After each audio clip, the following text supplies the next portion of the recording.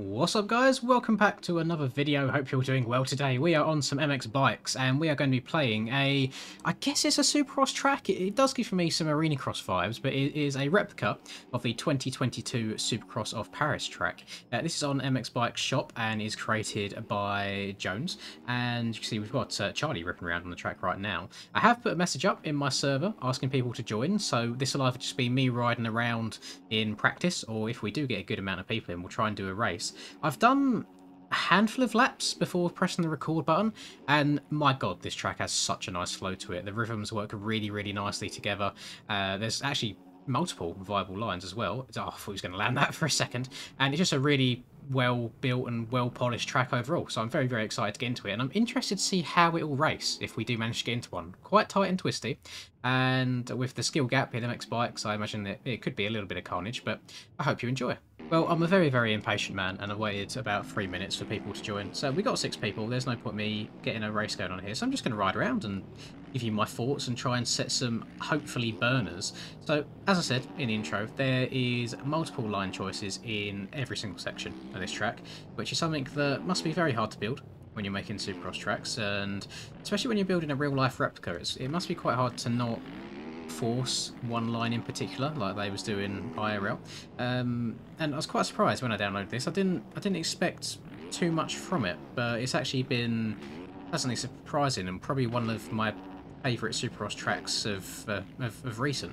You know, it's weird to explain. That there's no like proper 180 berms anywhere. Like, the berms are quite, I would say, shallowish compared to what I'm used to on the aerial side of things, but that's just a result of different track makers overall. But these ones are surprisingly grippy. They do hold you quite well. It's like this one there, for example. I'd expect it to just be a little bit more banked.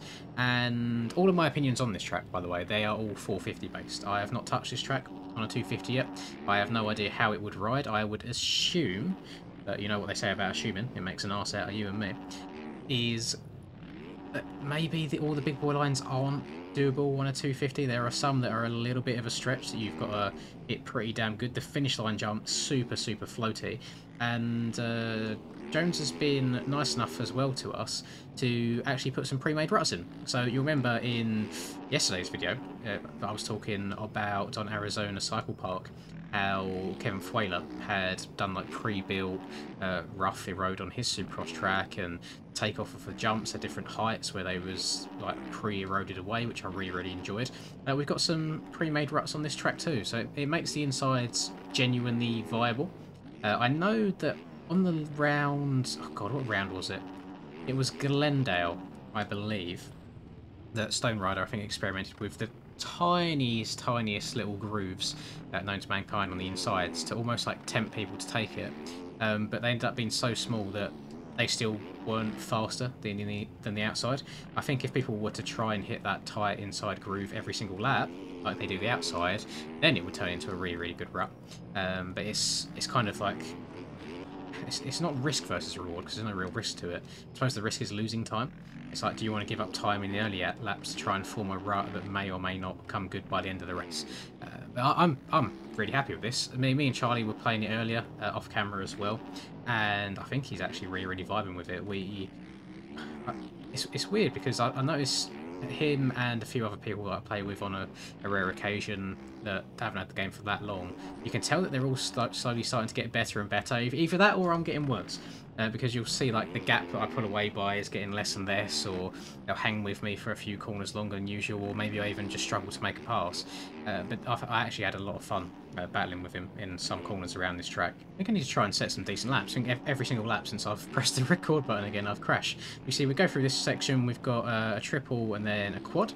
We've then got a triple and another quad in the next section. Get over that. That's the one that I think might be a bit of a stretch on a 250. We scrub past Smiggy over this wall that has got a little bit of a downside on the other end of it. And then this section, I actually think, for the first time ever, that a double into a section might be quicker than a triple.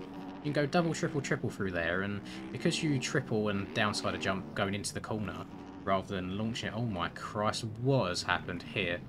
Is that That's Charlie. He's just been sent flying over the berm by Kyler. That's he's not going to be a very, very happy man. The whoops are interesting. So the whoops are actually like dug down into the ground rather than being above them.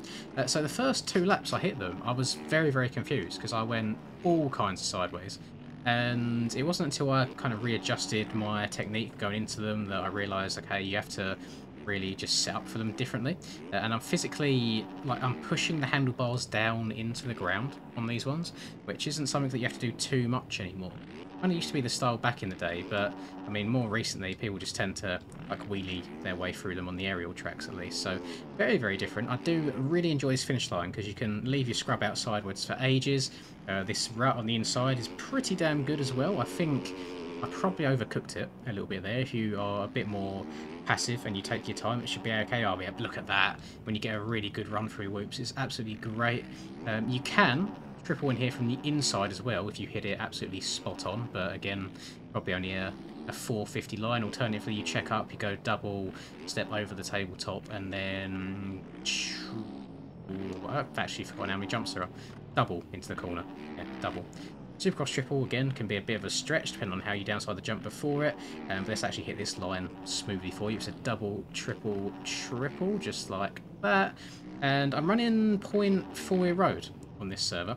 And considering we are only 7 minutes into the server being up... No, that's a lie. We are 17 minutes into the server being up.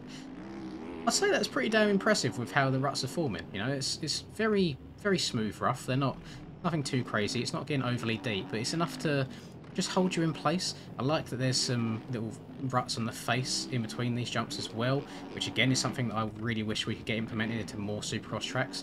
You know, anytime you go and watch a real life Supercross race, you can see just how rutty it gets between the faces of jumps, which is something that I think we really do lack in this game, because the road builds up strangely. It's all to do with like the amount of force that your bike is pushing down into the ground, and I guess when you downside a jump, you know, the pressure's kind of constant the whole time with the suspension compressing. I'm not the person to ask about all this behind the scenes stuff and the game mechanics and how they work properly. That's just kind of what I take away from it, which is why I believe the 450 races on this game erode deeper than the 250 ones do. Just, you know, heavier bike, more force being put into the ground. At first I thought, oh my god, I wonder if you can... What in there? I really didn't send that far. Hang on, I'm gonna try and send it, and I'm gonna slide out or face the crap out of it. Let's have a look here. Let's check up a bit. Go second gear and over the bump. Well, I didn't slide out or land on the face of the quad. I'd done option number 3. What was behind door number 3? Oh, here we go. We got old Charlie behind us here. He's checking up and let me by. I thought he would have wanted a little bit of a battle. Maybe he didn't want to get in my way or take me out on video. Let's let him pass. I want to follow him for a lap. Go on, lad. Go on. I think that's one of Smigdamp's helmets that he's got on at the moment. Oh, the Steez Demon himself. To the inside. Cut off his line. Oh, he's going back wide. He's going to dive underneath me. I can feel it. There he is. Oh, brakes just in time. Yes! Oh, he's going to be fuming. Oh, and I hate as well. No, so you know full well now that my server's filled up enough to where it's on the front page of the server list. So now people that aren't even part of my Discord that I haven't added are going to be joining. So yeah, if I was patient, I probably could have got a race out of this, but you know what? It's not the end of the world. I think the track is very, very pretty. I'm not sure if this is a custom-made stadium at all, or if it's one that was found or was made previously, but I think it's a very nice-looking stadium. It doesn't feel like too big for the track or too small. Everything kind of fits in nicely. I do like this track screen that you can see off in the distance behind me. I had it off in settings, but it's actually quite cool. When it's turned off, there's like writing on it that says go into graphics, turn on track screen, and I've never seen one that works this good before. I know that there's one on the stock Assen track, but I swear it was never like properly live and gave some weird angles, and I think it's like a major source of lag in some people's games. So if you do have a potato PC, I would definitely recommend going into your graphics, and at the very, very bottom right it says like track screen. You can keep that on or keep that off. I personally think it's a really good feature in this game. It's very, very immersive. The fact that we have working things like that, but we have like super wobbly front end physics and slow physics, it baffles me. It really, really does. But who am I to complain? I am purely a man sitting down, recording himself playing the game, and trying to have fun while doing so. But you know what? I think overall that might do it for me already, and this... Oh, breezy, that's an interesting place to stop. This might be one of the shorter videos that I've done on the channel, but you know what? It's a short track. It's 44 seconds long. There's only so much you can get from it. I think models are good, track decals look good, the track erodes really well, the rhythms flow really, really nicely, multiple line choices. What else do you want? And I hope that I can get maybe a fuller server in a public lobby at some point on this and get a good race going. And I've stood out. That is death. That'll do it from me. Hope you enjoyed the video. If you did, please do drop a like and subscribe to the channel if you're new. I would greatly appreciate it. Have a lovely rest of the day, whatever you're up to, and I'll catch you in tomorrow's video. Peace.